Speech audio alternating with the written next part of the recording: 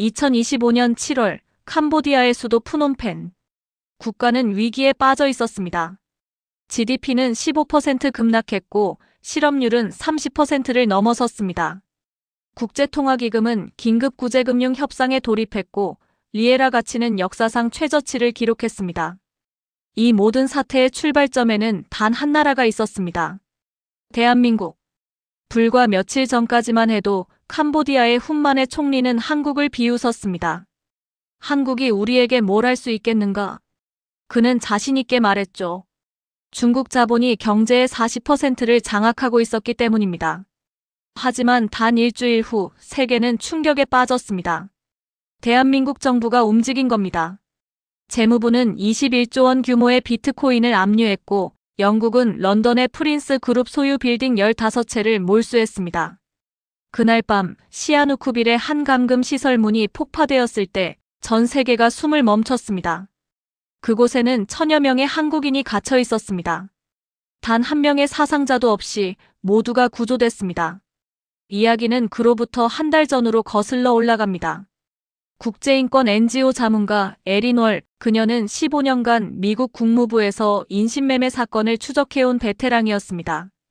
그날 프놈펜의 한 호텔 회의장에서 들려온 대화가 모든 것을 바꾸었습니다. 올해 2분기 실종된 한국인 1000명이 넘었대. 그녀는 귀를 의심했습니다. 1000명 단 한 분기에 사라진 사람 수치였습니다. 직감이 말했습니다. 뭔가 잘못됐다. 에린은 즉시 통계 데이터를 확인했습니다. 입국자는 47,823명. 출국 기록이 없는 사람은 정확히 1,047명.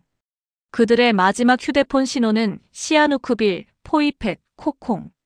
그곳은 모두 프린스 그룹의 카지노 리조트 밀집 지역이었습니다.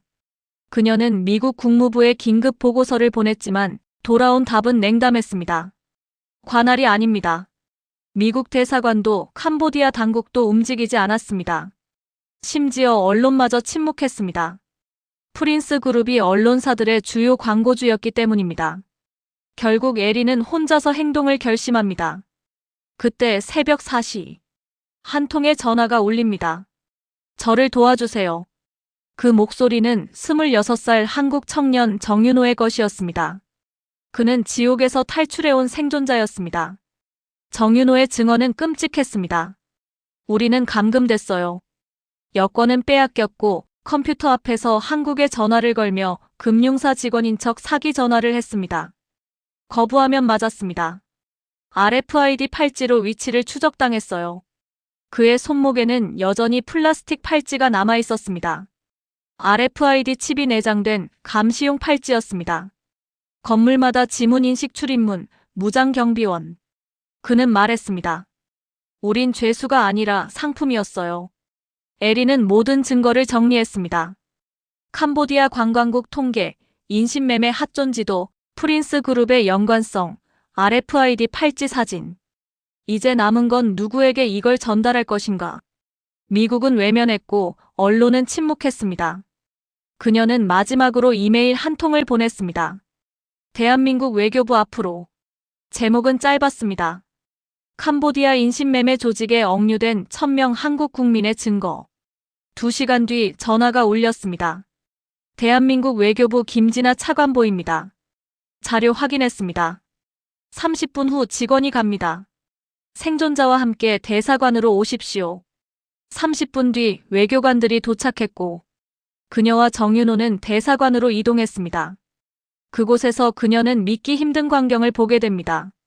국가정보원, 금융위원회, 외교부가 이미 합동으로 움직이고 있었습니다. 비트코인 지갑, 해외 부동산, 페이퍼 컴퍼니까지 추적 중입니다. 그녀가 보낸 이메일이 도착한 지 3시간 만의 일이었습니다. 48시간 후 대한민국 정부 전용기가 프놈펜 공항에 착륙했습니다. 그 안에는 외교관, 의료진, 그리고 707 특수임무단이 있었습니다. 군대를 데려온 겁니까? 에린의 물음에 김진아 차관보는 단호히 답했습니다. 아니요. 정의를 데려왔습니다. 그날 새벽 4시 작전명 회기가 시작됐습니다.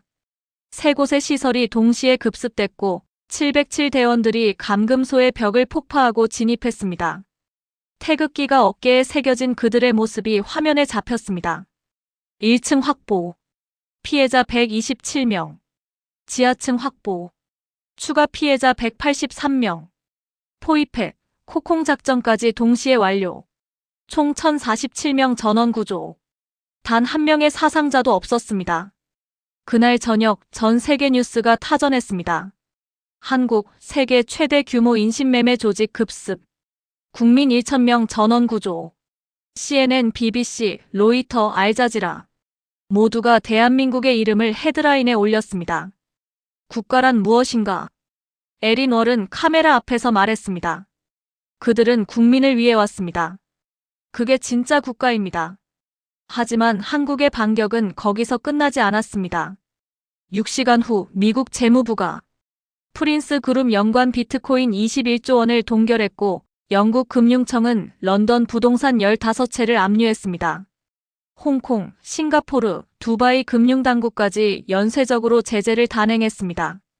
캄보디아 증시는 폭락했고 리에르는 20% 가치 하락, 프린스 그룹 주가는 90% 증발했습니다. 총리 훈만에는 결국 전화를 걸었습니다. 잘못했습니다. 제재를 풀어달라. 하지만 한국의 답은 단호했습니다. 가해자 전원 체포 후 논의 가능합니다. 일주일 후 프린스 그룹 회장이 체포됐습니다.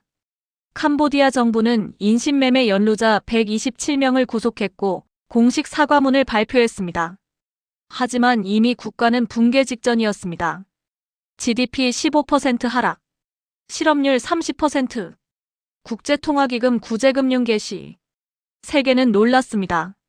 한 나라가 오직 국민을 위해 다른 나라의 범죄 구조를 무너뜨렸다는 사실에 유엔 인권이사회 특별회의에서 에린 월은 보고서를 들고 연단에 섰습니다.